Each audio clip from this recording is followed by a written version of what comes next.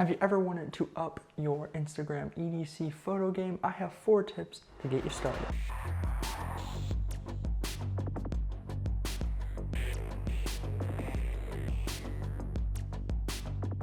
Lighting. Lighting is one of the most important roles in photography, whether that is indoor lighting with studio lights or with outdoor lighting. With natural sunlight, you have golden hour and awesome opportunities to take advantage of natural sunlight.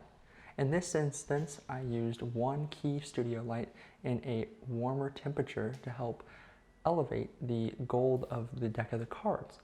This really kind of brought out those textures in the wood as well and really elevated this photo.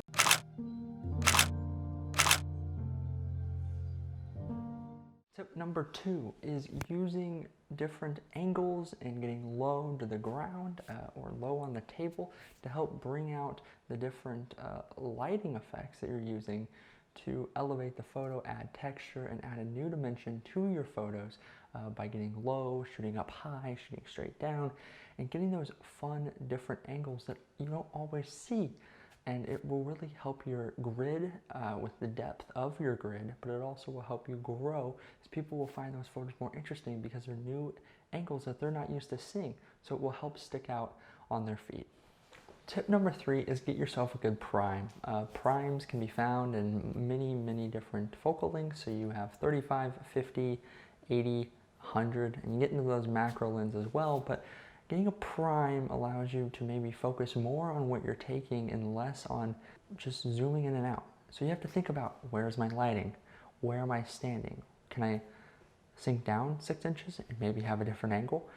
And moving closer and farther away from the object will yield different results.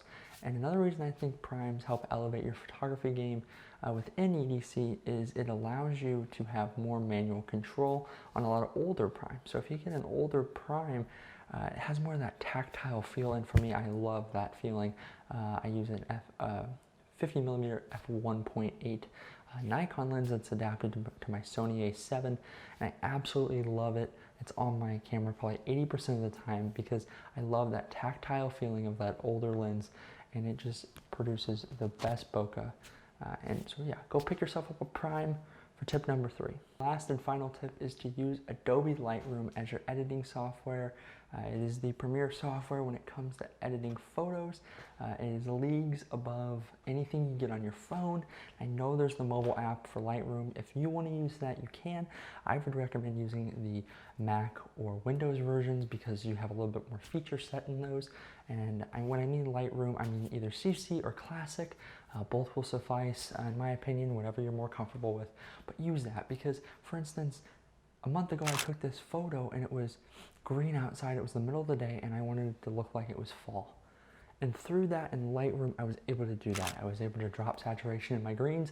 I was really able to pull the oranges up to make it look like a fall photo. And as I transitioned my grid into fall and those orangey colors, it was a great option for me to use Lightroom to do that. That will do it for me here. Once again, if you like what you saw, go ahead and hit the subscribe button down below and go check me out on Instagram at the North EDC. You can check out my grid, shoot me a message, and we'll get connected. Once again, thank you for watching.